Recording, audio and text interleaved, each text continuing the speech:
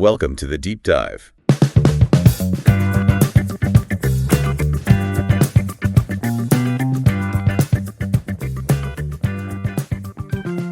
Welcome to another Deep Dive. Today we're pulling back the curtain on a really thought-provoking piece by Art Munoz.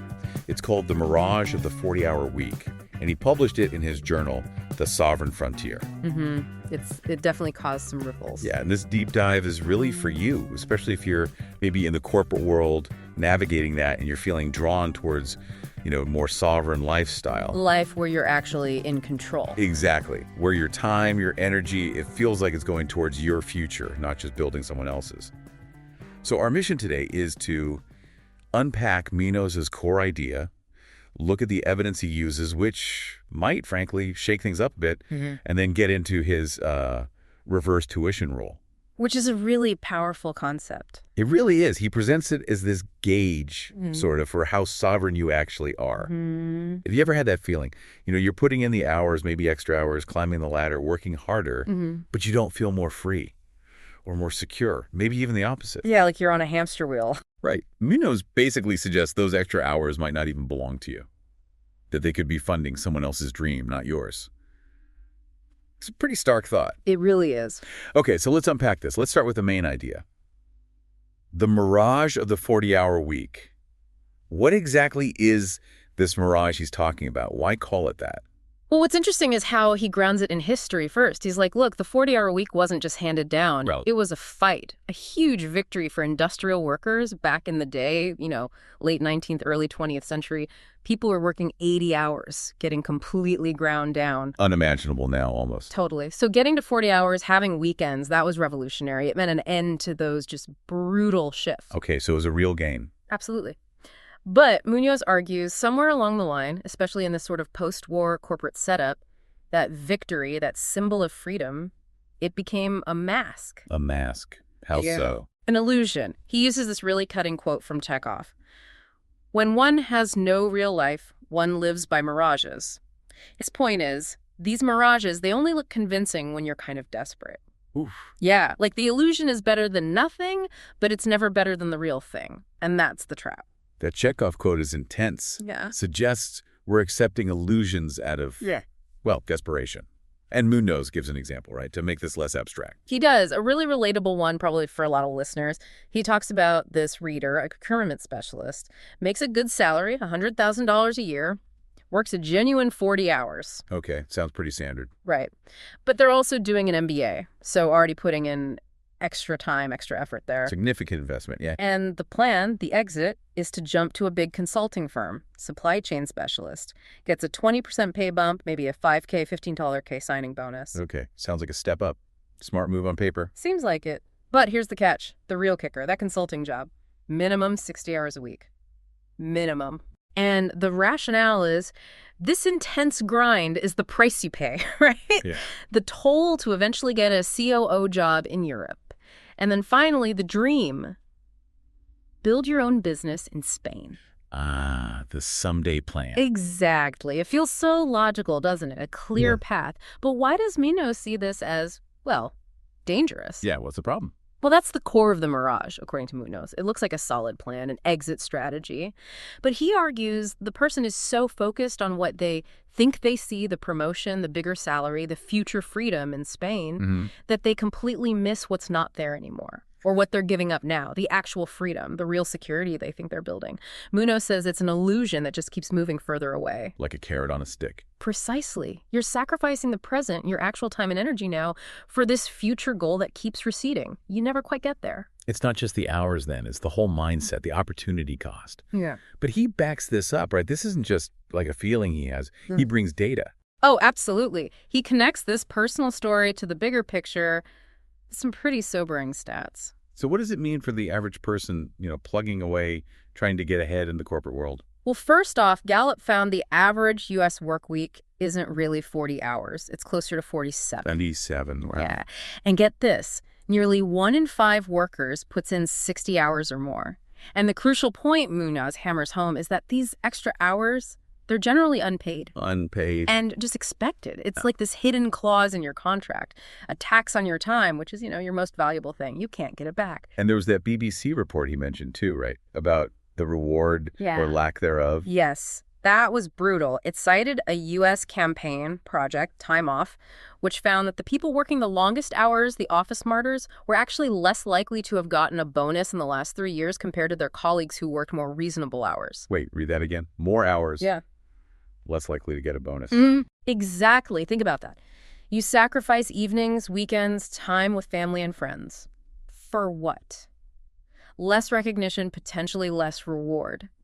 Munoz asks, what kind of asset is that? It's not an asset at all. It sounds like a liability, a drain. It really does. Which raises the big question, why do people do it? Why does this system persist if it's not actually rewarding the extra effort? Yeah, especially if there's actual research on productivity. Right. And Munoz brings in the Stanford research. It's pretty damning for the whole more hours equals more output idea. What did it find? It found that productivity essentially collapses after 50 hours a week. It takes a massive nosedive after 56 hours. And this is the truly wild part. Someone working 70 hours produces nothing more in terms of output than they did at 56 hours. Nothing more. So those extra 14 hours are just wasted. Literally donated. Munoz calculates that 728 hours a year, over 30 full 24-hour days of your life just given away. Given away. Not invested in yourself, your family, your own projects. Nope. Donated to the company. The same company that often implies your job security depends on making these kinds of sacrifices. It's not just wasted time. You're likely making more mistakes in your paid hours, too, because you're exhausted. That's incredible. So if the companies know this, or should know this based on research like Stanford's, why encourage the long hours? It can't just be about productivity then. What's the real reason? That's exactly what Munoz digs into. He asks why corporations love overtime and why you shouldn't. And his answer is, well, it's pretty cynical, but probably realistic. Okay. It's not about productivity. Managers see those extra hours, the constant presence, not necessarily as dedication, but as desperation. Desperation. Yeah. They assume if you're always there, always willing to stay late, you probably don't have other options. Maybe they know about your mortgage, your kids' tuition, student loans. It gives them leverage. Immense leverage. It makes it easier to ask for more sacrifices because they think you have to say yes. It signals dependency, not commitment. Wow. That's bleak. It is, and it leads to what he calls this cruel employee paradox. He references Laura Vanderkam's work from 168 Hours, where she points out that working crazy long hours, like 80 hours, can actually undermine your good work from the first 40 or 50 hours. Because you start making mistakes. Exactly. You're tired, your judgment's off. So paradoxically, the more you work, the less valuable your overall contribution might become because the quality drops. You're caught in this trap where you think working harder is the solution, but you're actually just digging yourself deeper. A self-defeating cycle. Totally. And Munoz's final point here is really stark. He says bosses often push this because they were broken by the same system. Perpetuating the cycle. Yeah, like addicts selling the drug that's destroying them. They learned this is how you succeed by sacrificing everything, so they expect it from their teams. It's the only model they know. Okay, so this is pretty grim. The 60-hour week is a counterfeit coin, worthless. We're potentially donating huge chunks of our lives for little or no real return, maybe even hurting our performance. How do we escape? What's the alternative Munoz offers? This is where he introduces the core actionable idea, the reverse tuition rule. He calls it the first principle of sovereign work. Reverse tuition rule. Okay, what is it? It's super clear, very direct. Munoz says, never work more than 40 hours for a company you don't own unless every extra unpaid hour serves as your tuition for your escape. Tuition for your escape. So those extra hours need to be buying you something specific towards getting out. Precisely. It's a fundamental mindset shift. Those hours are no longer a donation. They are an investment. And like any investment, you track it. He literally says, keep a ledger, record the hours, mark the yield. Keep a ledger. I like that. What kind of yield are we talking about? How do you measure it? He gives specific questions you need to ask yourself about that over time, like, did the required time produce skills you could sell independently? Okay, tangible skills. Did it create the connections you'll need to break away? Networking, contacts. Yeah. Did it open the door to your future? Or, and this is the tough one, did it simply close the door on another evening with your children? Oof. That forces you to confront the real cost, doesn't it? Absolutely. And the consequence, if that ledger keeps showing zero return, Munoz is blunt. You are not investing, you are subsidizing. Subsidizing the company, not your freedom. Exactly. You're propping up their bottom line with your life energy. He calls it serfdom by time card, which is a powerful, chilling phrase, especially when you contrast it with all the corporate talk about team spirit and family. Serfdom by time card. Yeah. And his analogy is perfect. Every overtime hour is a coin. Write down where you spend it, what it bought you. If your ledger shows nothing but dust, then you're not paying tuition, you're paying tribute. Paying tribute. Wow. Okay, so how do you live this? This leads to his discipline of sovereignty. Right? Yes. And the first rule is just, thou shalt not play their game. Don't play their game, meaning treat that 40-hour boundary as sacred. Holy, he calls it. For work that doesn't directly build your equity, your future.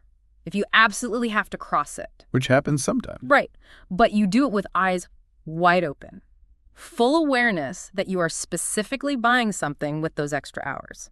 Knowledge, skills, contacts, the steps on the stairway out, as he puts it, out of the corporate basement where you're a prisoner. Okay, but let's push back a little. This sounds great, but how practical is it? People feel trapped. How do you actually hold that 40-hour line without looking like you're slacking off or risking your job, especially if the company culture expects more?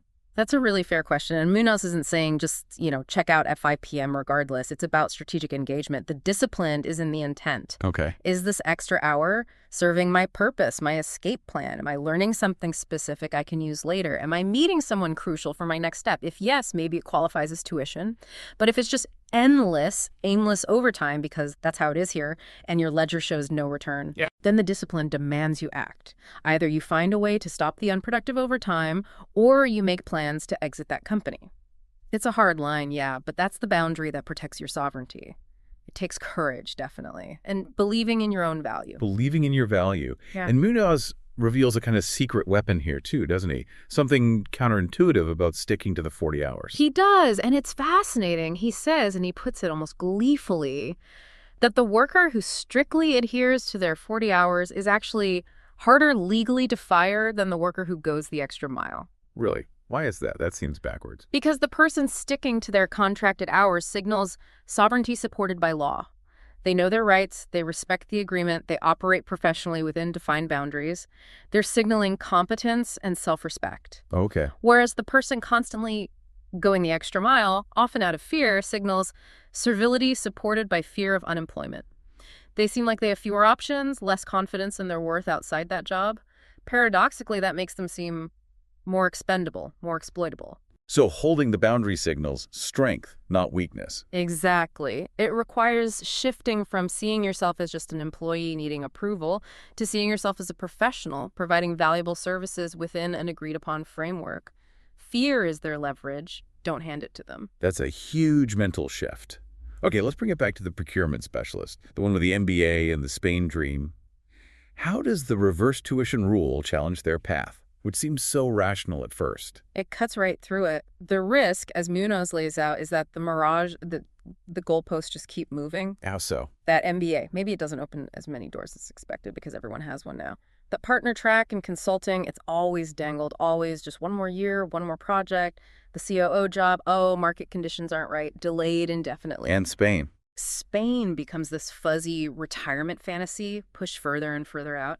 And meanwhile, what's in their ledger? Just thousands of unpaid overtime hours that bought nothing tangible towards that dream, only exhaustion, missed life moments, and this feeling of being stuck. The tuition was paid, but the class was canceled.